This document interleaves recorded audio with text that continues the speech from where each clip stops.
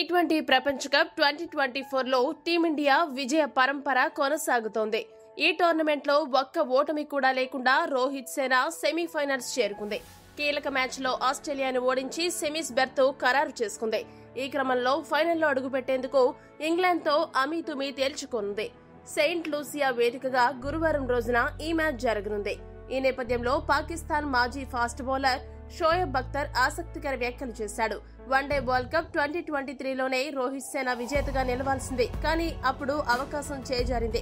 ఈసారి మాత్రం అలా జరగకూడదు. టీమిండియాకే ట్రోఫీ గెలిచే అర్హత ఉందని పేర్కొన్నాడు. షోయబ్ అఖ్తర్ మాట్లాడుతూ ఏమన్నాడంటే, ఇండియా అద్భుతంగా ఆడింది. ఈసారి మీరు ఖచ్చితంగా గెలవాలి. ఉపఖండంలోనే ప్రపంచ కప్ ట్రోఫీ ఉండాలి. ఇటీవలే మంచి ఛాన్స్ ని వారు మిస్ అయ్యారు. ఈసారి మాత్రం 100% టీమిండియాకి టైటిల్ గెలిచే అర్హత ఉంది.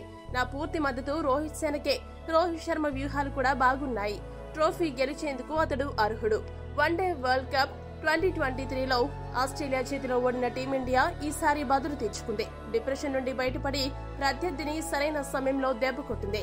ఇక ఇంగ్లాండ్ వంతు వచ్చింది. వారిపై కూడా రివెంజ్ తీర్చుకుని ఇండియా జట్టు ఫైనల్స్ కి చేరాలని నేను కోరుకుంటున్నాను అని షోయబ్ అఖ్తర్ భారత క్రికెట్ జట్టును ఆకాశానికి ఎత్తేశాడు.